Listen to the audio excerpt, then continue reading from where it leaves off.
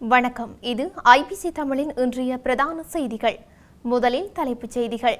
ஓய்வூதியத்தை இழக்கும் 85 எம்பிக்கள் வாயை மூடிக்கொண்டு இருக்க முடியாது, வீதிக்கு இறங்குவோம், அனுரவுக்கு எச்சரிக்கை. அனுரவினால் ஏற்பட்டுள்ள புதிய சிக்கல், நிதி கிடைப்பதில் தாமதம். மலையக மக்களுக்கு விடுப்பு வேண்டும், அனுரவிடம் வேலுக்குமார் கோரிக்கை. புதிய ஜனாதிபதிக்கு ரணில் விடுத்துள்ள எச்சரிக்கை. அரசு சொத்துக்கள் துஷ்பிரயோகம், பரபரப்பை ஏற்படுத்தும் அதிரடி நடவடிக்கை. வாகனங்களை காட்சிப்படுத்துவது நியாயமற்றது, கடுப்பானார் திலும் அமுனுகமக. ஜனாதிபதி வேட்பாளருக்கு விடுக்கப்பட்டுள்ள உத்தரவு. தொடர்வன விரிவான செய்திகள். நாடாளுமன்றம் கலைக்கப்பட்டதன் காரணமாக சுமார் 85 நாடாளுமன்ற உறுப்பினர்கள் ஓய்வூதிய உரிமையை இழந்துள்ளனர். நாடாளுமன்றத்தில் 5 ஆண்டுகளை நிறைவு செய்யும் நாடாளுமன்ற உறுப்பினர் ஒருவர் வாழ்நாள் முழுவதும் 45,000 ரூபாவை வாழ்நாள் ஓய்வூதியமாக பெறுவார். ஆனால் அடுத்த ஆண்டு முடிவடைந்திருந்த நாடாளுமன்றம் தற்போது கலைக்கப்பட்டுள்ளதால் மேற்படி எம்பிக்கள் அந்த சிறப்புரிமையை இழப்பார்கள் என்பதும் குறிப்பிடத்தக்கது. தற்போதைய அரசை ஆட்சிக்கு கொண்டுவர வாக்களித்த ஆசிரியர்களின் கோரிக்கைகளை அரசாங்கம் செவிசாய்க்கவில்லை என்றால் அந்த கோரிக்கைகளை நிறைவேற்றுவதற்காக மீண்டும் வீதியில் இறங்கி போராட வேண்டிய நாள் வெகு தொலைவில் இல்லை என இலங்கை ஆசிரியர் சங்கத்தின் செயலாளர் ஜோசப் ஸ்டாலிங் எச்சரித்துள்ளார். புதிய அரசாங்கம் இதுவரை அமைச்சுக்களை நிர்வகிப்பதற்கு செயலாளர்களை நியமித்துள்ளது. இந்த செயலாளர்களை நியமிப்பதில் நாங்கள் திருப்தியடையவில்லை. பொது நிர்வாக பிரதம செயலாளர் மீது குற்றச்சாட்டுகள் உள்ளன. அவர் இருந்தபோது அவர் மீதான குற்றச்சாட்டுகள் தொடர்பான தணிக்கை அறிக்கைகள் கூட உள்ளன.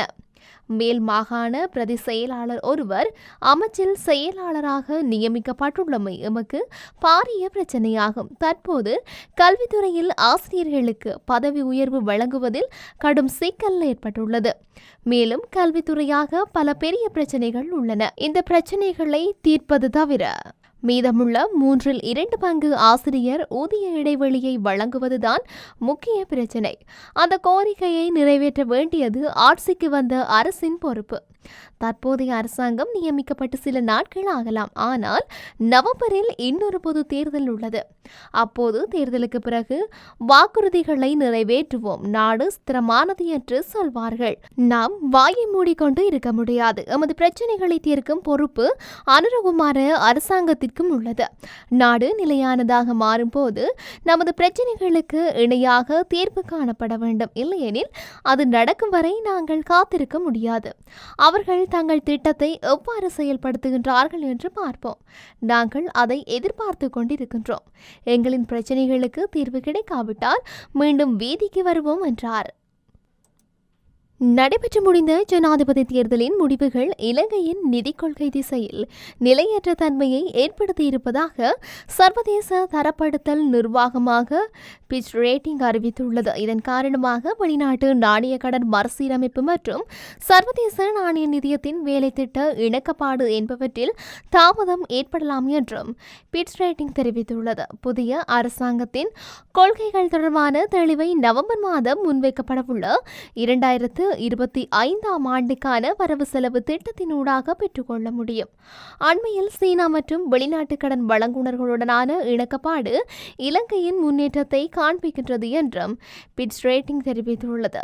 கடந்த ஆட்சியின் போது முறையற்ற விதத்தில் வழங்கப்பட்டுள்ளதாக கூறப்படும் மதுபான அனுமதி பத்திரங்களை ரத்து செய்வதற்கு நடவடிக்கை எடுக்கப்படும் என தேசிய மக்கள் சக்தியின் விடுத்துள்ள அறிவிப்பை முன்னாள் நாடாளுமன்ற உறுப்பினர் வேலுக்குமார் வரவேற்றுள்ளார்.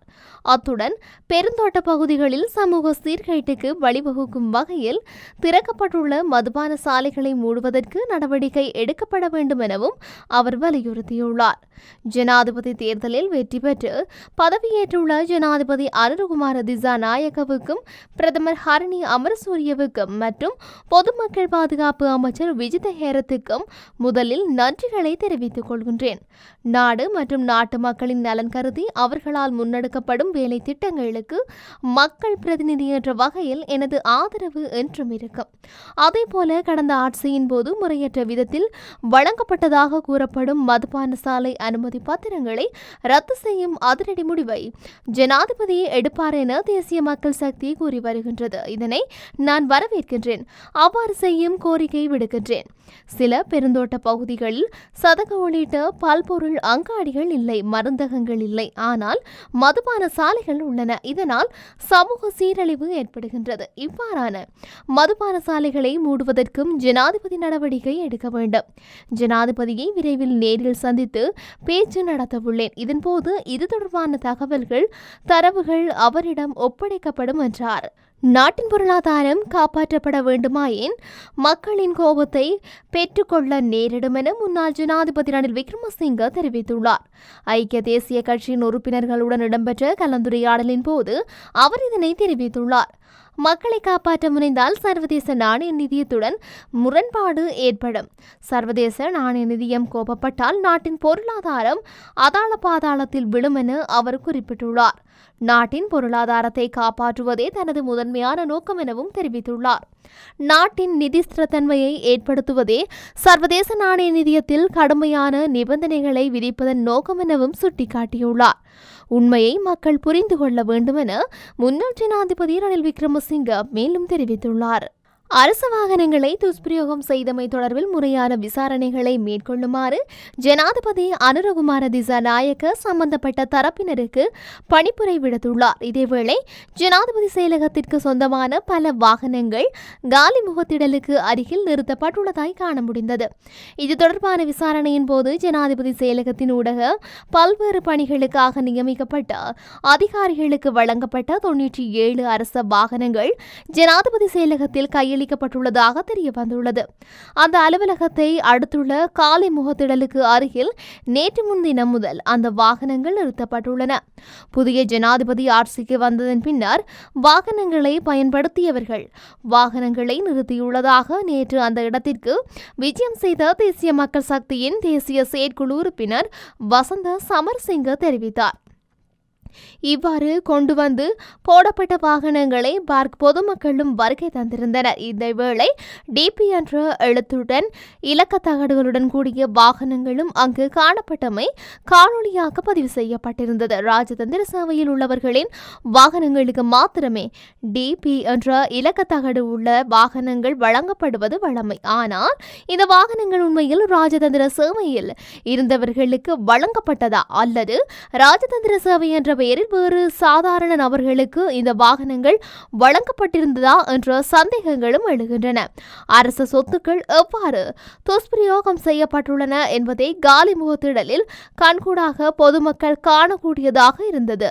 காலி முகத்திடலில் கைவிடப்பட்ட வாகனங்கள் தொடர்பில் தேசிய மக்கள் சக்தியின் உறுப்பினர் வசந்த சமரசிங்க தெரிவித்த கருத்துக்கு முன்னாள் நாடாளுமன்ற உறுப்பினர் திலும் அமுனுகமையை கண்டனம் தெரிவித்துள்ளார். இந்த வாகனங்கள் ஒருங்கிணைப்பு குழு தலைவர்களால் பயன்படுத்தப்பட்டவை என தெளிவுபடுத்தினார். இந்த நிலைமையில் நாடாளுமன்ற உறுப்பினர்களும் அமைச்சர்களும் அரச வாகனங்களை தவறாக பயன்படுத்தவில்லை எனவும் அவர் வலியுறுத்தியுள்ளார். நாடாளுமன்ற உறுப்பினர்கள் மற்றும் அமைச்சர்கள் தமது உத்தியோகபூர்வ வாகனங்களை ஏற்கனவே கையளித்துள்ளதாகவும் அவை தற்போது காலி முகத்திடலில் நிறுத்தப்பட்டுள்ளதாகவும் அவர் தெரிவித்துள்ளார்.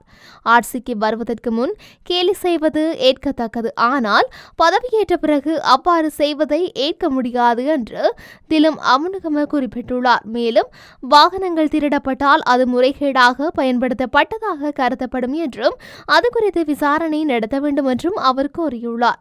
தற்போதைய அரசாங்கம் வாகனங்களை பயன்படுத்தாமல் நடந்து சென்று வேலை செய்ய உத்தேசித்துள்ளதாயின் தமது விருப்பத்திற்கேற்ப அதனை செய்வதற்கு சுதந்திரம் இருப்பதாகவும் அமுனுகம சுட்டிக்காட்டியுள்ளார். எனினும் கடந்த அரசாங்கங்களின் போது பொதுமக்களிடம் அவ்வாறான எதிர்பார்ப்புகள் இருக்கவில்லை எனவும் அவர் தெரிவித்துள்ளார். உத்தியோகபூர்வமாக வாகனங்கள் கையளிக்கப்பட்டதன் பின்னர் முன்னாள் நாடாளுமன்ற உறுப்பினர்கள் ஆட்சியில் இல்லை என்பதற்காக அவற்றை என்றார். ஜனாதிபதி தேர்தலில் போட்டியிட்ட அனைத்து வேட்பாளர்களும் தமது பிரச்சார செலவு பட்டியலை சமர்ப்பிக்க வேண்டும் என தேர்தல்கள் ஆணையாளர் நாயகம் சமன் ஸ்ரீ ரத்நாயக்க தெரிவித்துள்ளார். அதன் பிரகாரம் எதிர்வரும் 13ஆம் தேதிக்கு முன்னர் தேர்தல் ஆணைக்குழுவிடம் சகல வேட்பாளர்களும் தங்கள் பிரச்சார செலவு பட்டியலை சமர்ப்பிக்க வேண்டும். ஜனாதிபதி தேர்தல் முடிவுகள் வெளியான 21 நாட்களுக்குள் அது தொடர்பான அறிக்கையை ஆணைக்குழுவில் சமர்ப்பிக்குமாறு 38 வேட்பாளர்களுக்கும் அறிவிக்கப்பட்டுள்ளது. தேர்தல் ஆணையத்திடம் அறிக்கைகள் அறிக்கைகள் வழங்கப்பட்ட பிறகு அவை பொதுமக்களின் பார்வைக்கு வைக்கப்படும் என்றும் தவறான செலவு அறிக்கைகள் இருந்தால் சரிபார்க்கக்கூடிய ஆவணங்களுடன் எந்தவொரு பொதுமகனும் போலீஸ் முறைப்பாடு செய்யலாம் என்றும் தேர்தல் ஆணையகம் கூறுகின்றது. ஜனாதிபதி தேர்தலில் போட்டியிடும் வேட்பாளர் ஒரு வாக்காளர் ஒருவருக்கு செலவிடும் தொகை 109 ரூபாய் என தேர்தல்கள் ஆணைக்குழு தீர்மானித்துள்ளது. அதன்படி வாக்காளர்களுக்கு ஒரு வேட்பாளர் பிரச்சார செலவுக்கு செலவிடக்கூடிய அதிகபட்ச வரம்பு 186 கோடி ரூபாய். அந்த தொகையில் 60% அதாவது 112 கோடி ரூபாயை வேட்பாளர்களால் பிரச்சார செலவுகளுக்காக அங்கீகரிக்கப்பட்ட அரசியல் கட்சியால் பிரச்சார செலவாக செலவிடக்கூடிய தொகை 40% இருக்கும் என தேர்தல்கள் ஆணையாளர் நாயகம் சமன் ஸ்ரீ ரத்நாயக்க தெரிவித்துள்ளார். இத்துடன் இன்றைய பிரதான செய்திகள் நிறைவடைகின்றன. தொடர்ந்தும் செய்திகளை அறிந்து கொள்ள IBC தமிழ் நியூஸ் என்ற எமது யூடியூப் பக்கத்தினூடாக இணைந்திருங்கள். நன்றி.